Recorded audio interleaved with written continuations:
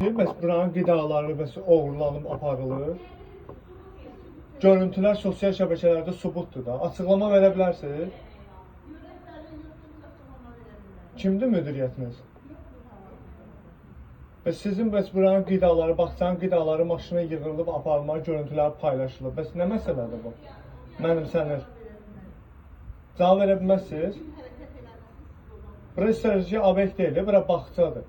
Burada oğurluq olursa, görüntülər sosial şəbəkədə yayılıbsa, bizim çəkmə ixtiyarımız yoxdur. Mesela açıq müsahibə verin də, bir açıqlama verin də.